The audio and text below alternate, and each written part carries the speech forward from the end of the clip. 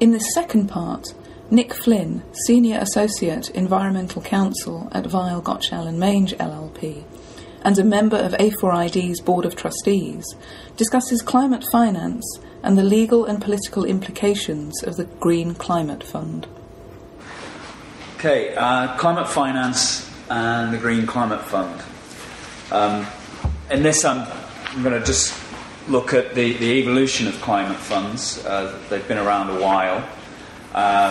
So the Green Climate Fund didn't appear out of nowhere. But we'll also look at its history.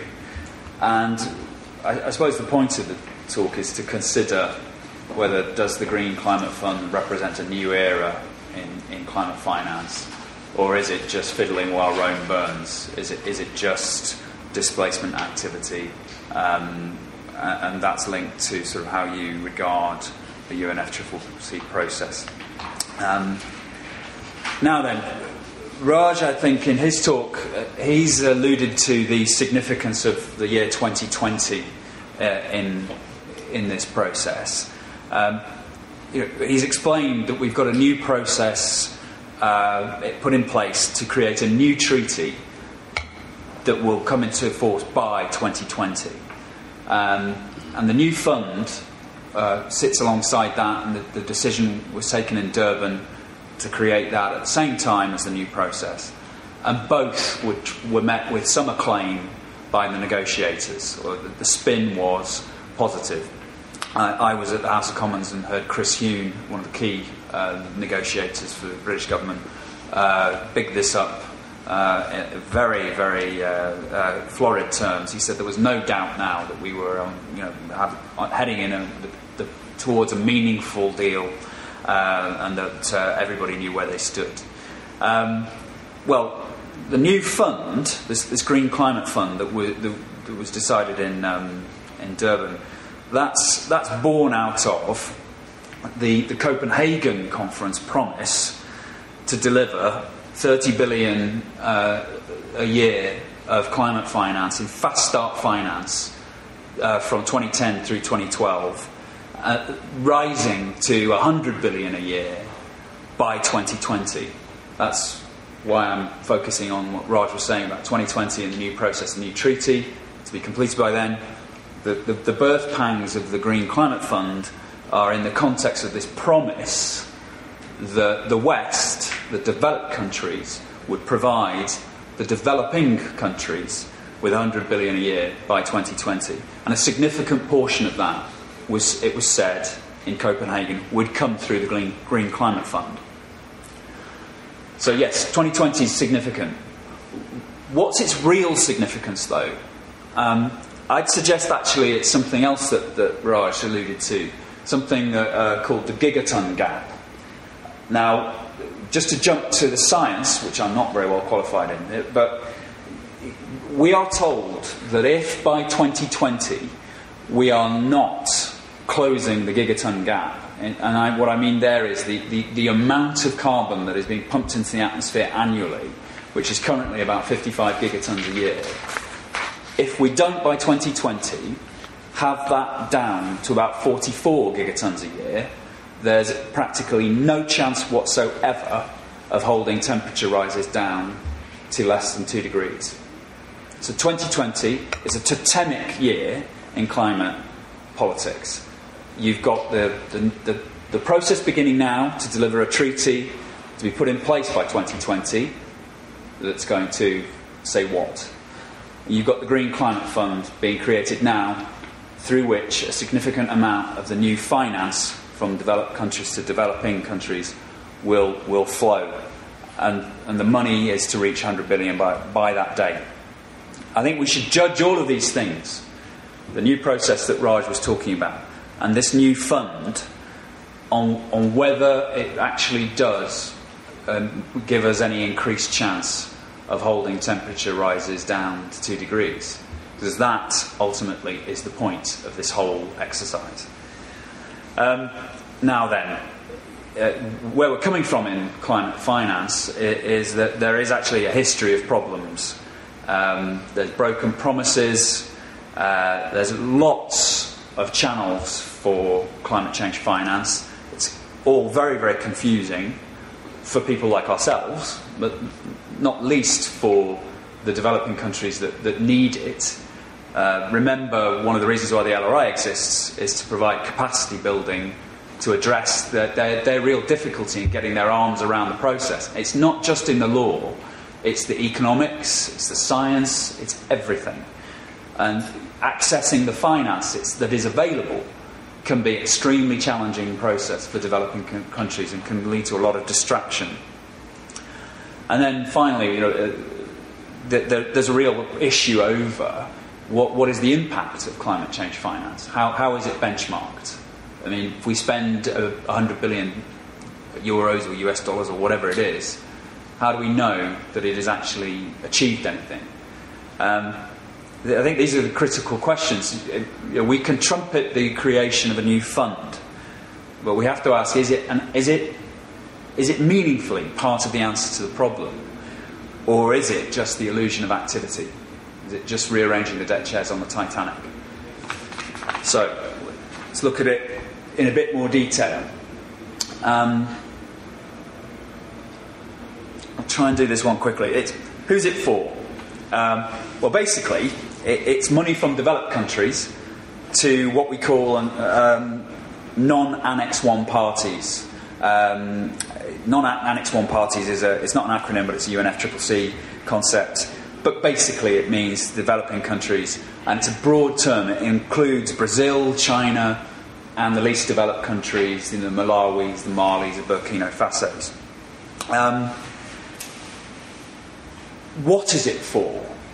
Well, there are two broad concepts. It's for a lot of things, but there are two broad concepts. There's mitigation, which is essentially emissions reduction programs. So things that actually take carbon out of our industry and out of the atmosphere. And there's also adaptation, which is it's essentially responding to and anticipating the impacts of climate change. So if you think you're going to see floods, how do you build flood defences, etc.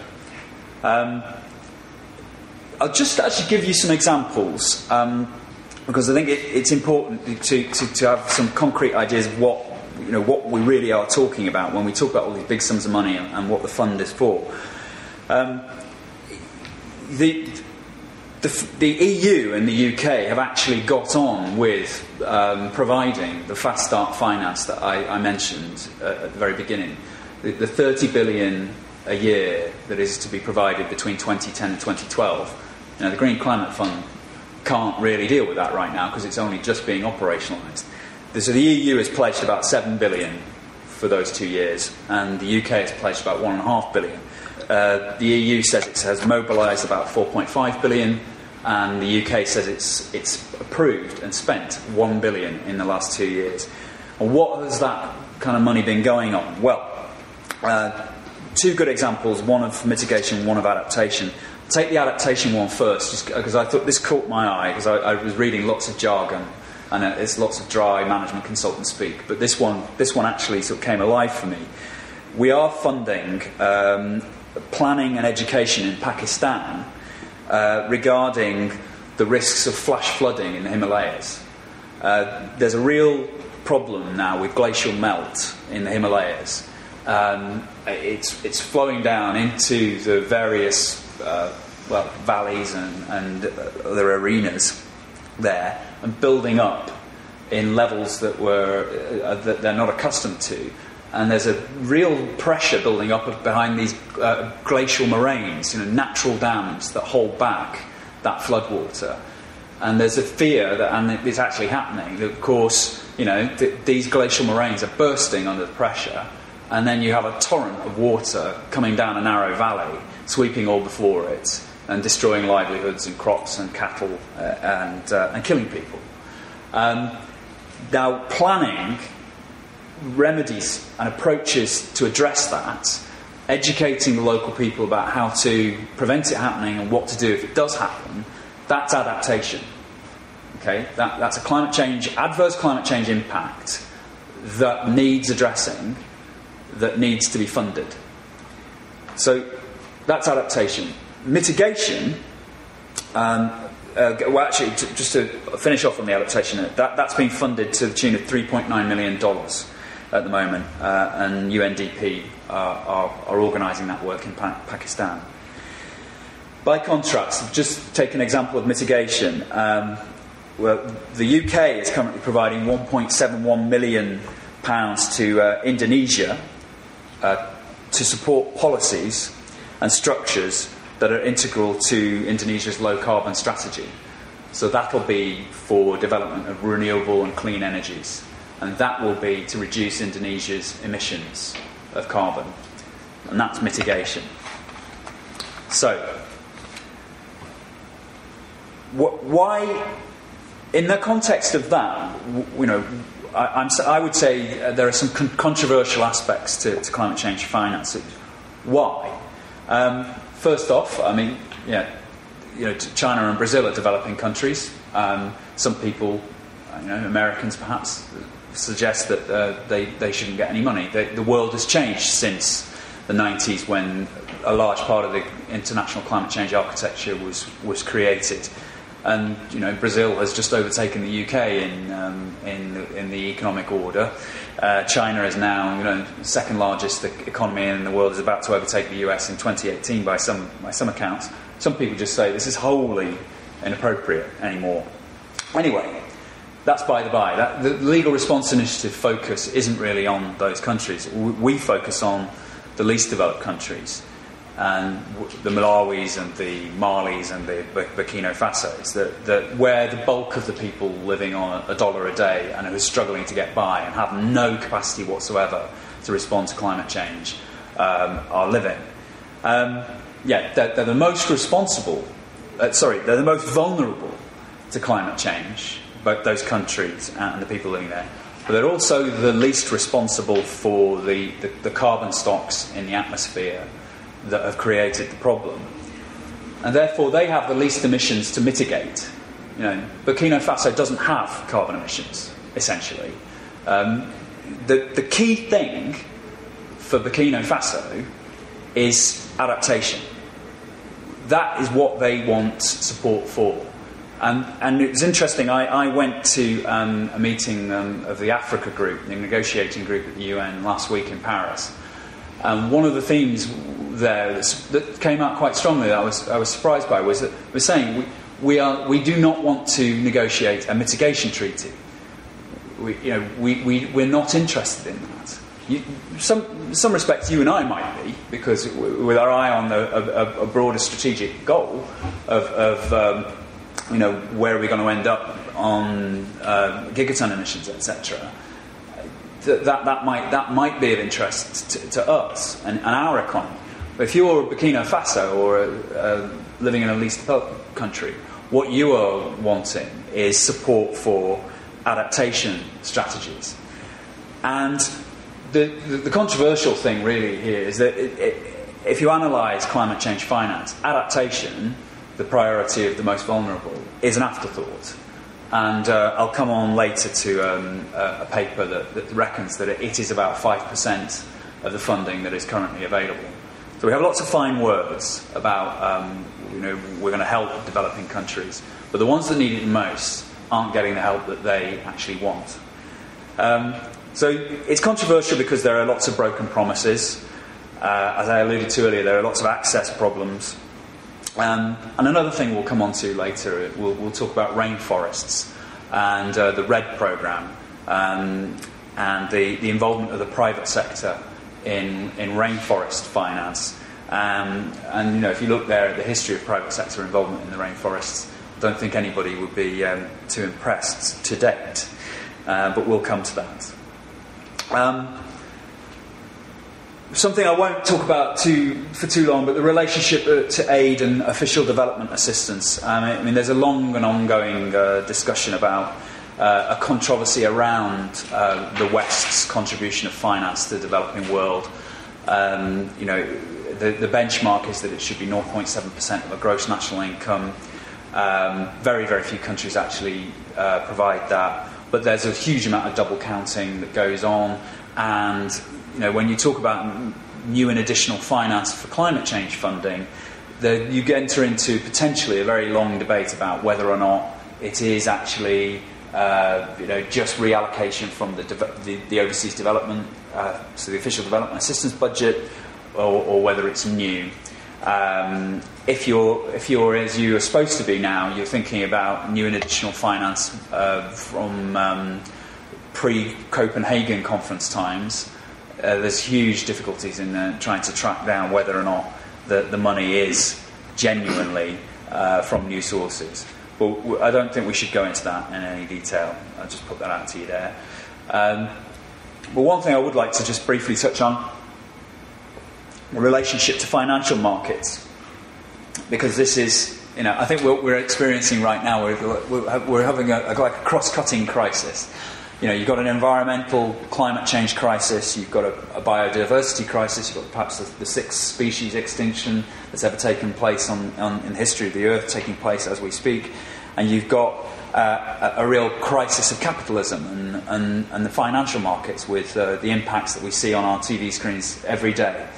Now, climate change is often described as a market failure, but compare the response to climate change to the response to the global financial crisis. It's really interesting when you do.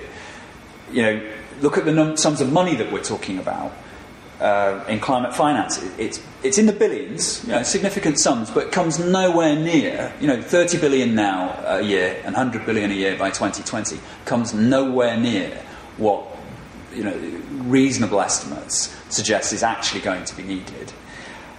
And that's the goal of that money, is to protect, the fragile biosphere that is the only place that we can call a home.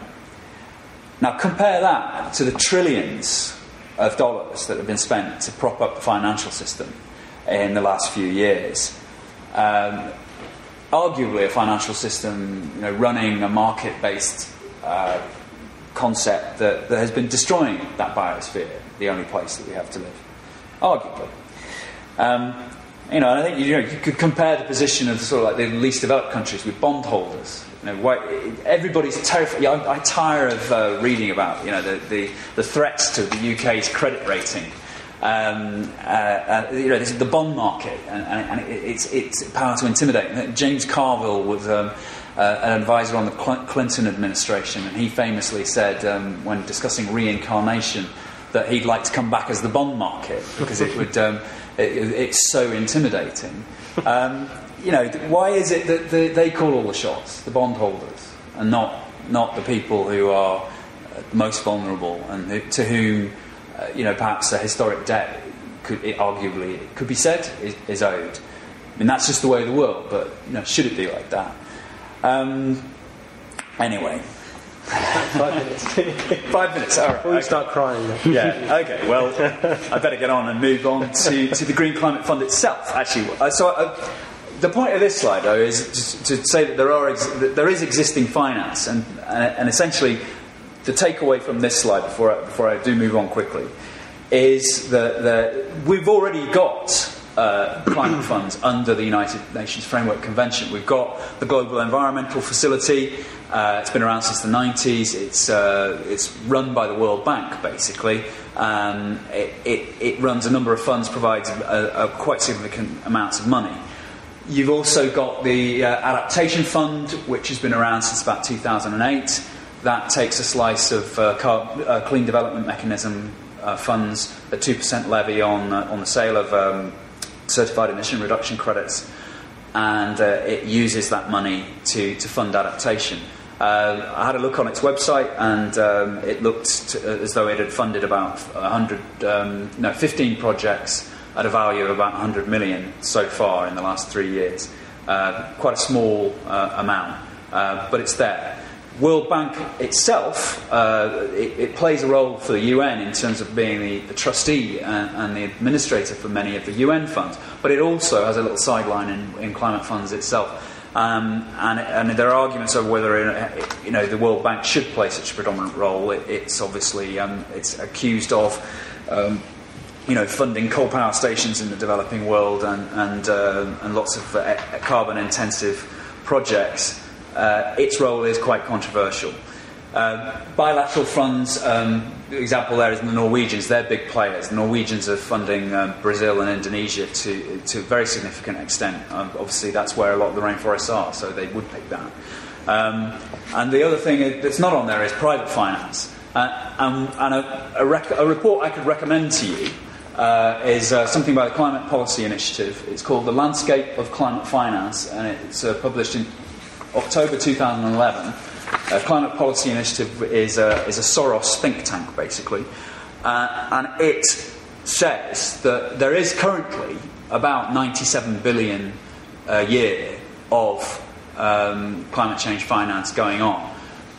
The emphasis, though, is on private finance. Mostly it's private finance.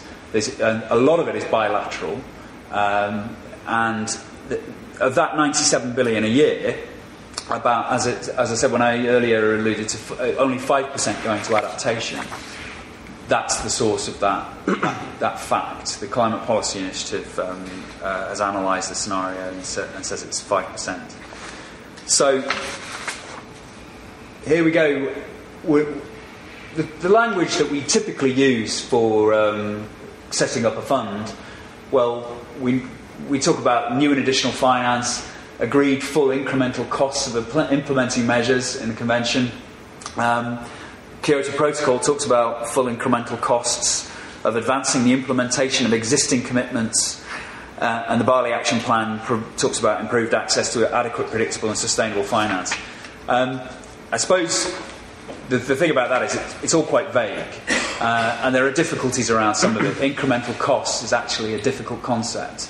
I won't go into the detail of why, but it's one of the reasons why financing for climate change under the Global Environment Facility has been complicated and difficult for developing countries to access, because it's very, very hard and subjective to pin down what an incremental cost actually is. The upshot of it is, here, if you analyse the funds that exist, on the left you've got pledged, in the middle there you've got deposited, third you've got approved, and fourth you've got dispersed. The point of that slide is not, to a degree that's obvious. You have to start with pledges, and disbursements are going to be lower because there's a process to go through. The point of that slide, though, is that the access to this stuff is very difficult. It's like squeezing blood out of a stone, and the least developed countries struggle with it.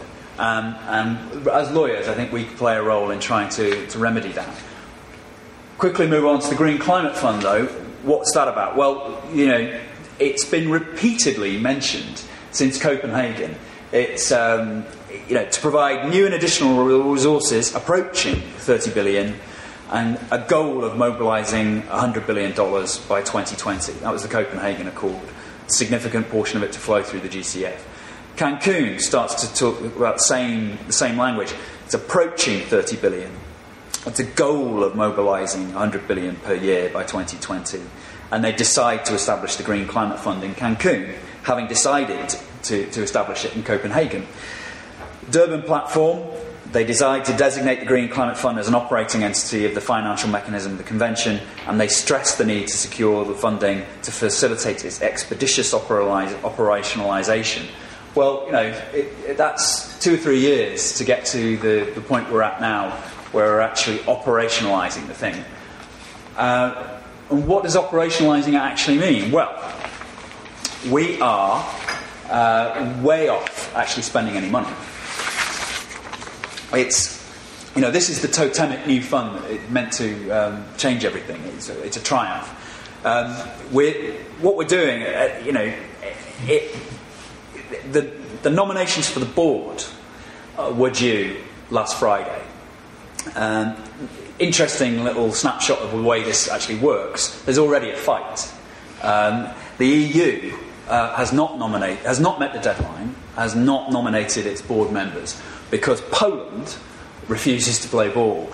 And Poland is worried about its coal industry. All right. Poland is insisting on a full seat. One of the 7 European Union seats that will be at the GCF. Poland wants one. so that it can defend its coal industry. I'll quote you what the Polish delegate to the EU meeting said. "The Commission has tried to rob us so many times before. This time around, we want to wear a second jacket, just in case, and let nothing we're eligible for miss us." Now, who knows what that actually means, but it's interesting that the Polish are actually saying we want nothing that we're eligible for to miss us. Now, as I understood it, Poland actually wasn't in line for funding under the GCF anyway. But nevertheless, we're already having arguments about seats at the table, and Poland is worried about this because of its coal interests. Another thing to bear in mind when you think about coal, hardly the cleanest of the energy sources, the World Bank is actually currently the interim trustee of the Green Climate Fund and has been instrumental in the design of the fund. The World Bank is notorious for funding carbon projects, for funding coal power stations around the world. I'm not making any sort of real judgment about it, but it is notorious and controversial for doing so, and yet it's got its fingerprints all over the fund. The operational funds for the start-up phase are invited. That's actually an invite out presently to spend about £10 million this year to get the thing up and running. The point is, the action's happening elsewhere. The fast start funding that I was describing that the EU has provided, about 4.5 billion, and the UK is 1.5 billion. That's taking place as we speak now. It's not happening in the Green Climate Fund, and there are themes and issues being dealt with in that funding that are interesting for us to look at. The Green Climate Fund is not yet actually getting its mitts on and influencing it. And I'll just deal with one. Something I particularly wanted to talk about was RED, the reduction of emissions from deforestation and forest degradation. That accounts for about 20% of carbon emissions annually. Cutting down the rainforest is not a brilliant idea if you're essentially you're releasing the carbon into the air and you're taking away a sink that could store it. The EU has spent £284 million in 2011 to support RED projects in developing countries. It's spending it on demonstrating ways to change the economics in favour of forest preservation and strengthening sustainable management and conservation enhancement, with a particular attention to improving forest governance, land tenure reform, forest law enforcement, and ensuring benefits to local communities and indigenous peoples. Now, who could argue with that? It's like motherhood and apple pie. But there are real concerns here, and I'll just, if I'm clever enough, I'll just turn to the relevant section of the Durban decision. I think this was in the LCA track. For anybody who wants to look it up, it's paragraph 66 of 1 CP17, which is the Decision 2. Decision 2. All right, okay. And it talks about the role of the private sector in RED. I'll read it to you. So the COP considers that in the light of the experience gained from current and future demonstration activities, appropriate market-based approaches could be developed by the COP to support results-based actions by developing country parties in the context of reforestation of in the context of reducing emissions from deforestation. What does that really mean? What it means is it's an invitation to profit-seeking private sector actors to get involved in conservation and rainforest work. Now, that may be a happy experience. That may work. It's not impossible for that to be a wholly fruitful and utterly transparent and accountable experience. But I suppose it's just in the interest of speeding up, I'd just allude to the history of mining and logging in rainforests so far, and also an interesting case that's been around lately, that Chevron and the judgment against it in the Ecuadorian courts for $12 billion for its pollution of the Amazon rainforest basin in that country, which it is contesting and which it is actually suing the Ecuadorian lawyers over. Interesting behaviour by a party in the litigation. But this all, you're looking at the private sector involvement in rainforests, right? Just cast your mind back to you listening to the Today Show last February. What would you have heard? A big humiliation for our government when it was forced to do a U-turn on the privatisation of British forests. There was uproar in this country, and the Caroline Spellman had to go to the House and do a complete humiliating U-turn about the British government's plans to privatise the public sector forests in this country. There's a real worry here that if you do essentially privatise the rainforest, you are going to push indigenous people out of their homelands, and you are going to have them struggle to engage with commercial actors, and it's a worry. I will wrap up. I'm on my way out. So, why another fund? Well, lots of things are happening. Another fund could be a great thing if it's of sufficient scale to move the needle. If there's enough money in it to actually game-changing finance that pushes us away from dependence on fossil fuel. It could be a good idea if it's democratic and transparent and accountable. If it sort of if it wins the trust and the legitimacy of the least developed countries.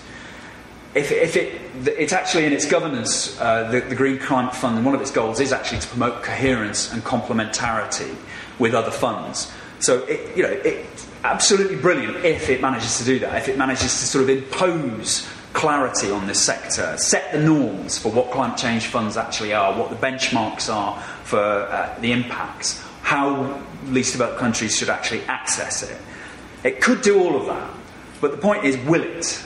That's an open question. It's been trumpeted, along with the new process and the new treaty that Raj was alluding to, been trumpeted as this kind of outcome of Durban that we should all be pleased about. But the real action's happening elsewhere. There's a long history of this stuff. We haven't managed it very well so far. I think there's a question mark over whether any of that will actually come to pass. Einstein said the definition of insanity is to sort of, keep doing the same thing over and over again and expect a different result. One of the problems when I talk about UNFCCC being a monster is the process sucks the lifeblood out of the room. You go to a conference like Durban, and people are arguing over dots and commas, and it's not a forum in which courage and imagination and vision come to the fore. And I think there's a plausible argument. I'm not necessarily. It doesn't remain to be seen. There's a plausible argument for saying that you cannot lead. South Africans cannot host that conference and allow it not to come up with something. There has to be an outcome that they can sell to that was a success of some kind. There has to be a spin on it that's successful. And one of the ways to do that is to create an institution. And we've seen that time and time and time again. We've seen new processes being unleashed. And, at some point we actually have to get a grip on this and do something meaningful. Create an institute, the definitive institution that we don't tinker with thereafter or replace. Finish a process and actually deliver a treaty that will do something. And I just beg the question of whether that will happen. And the final point, show me the money. Jerry Maguire, great movie. But, the whole thing is meaningless if that money doesn't actually turn up. And at the moment, it's just pledges.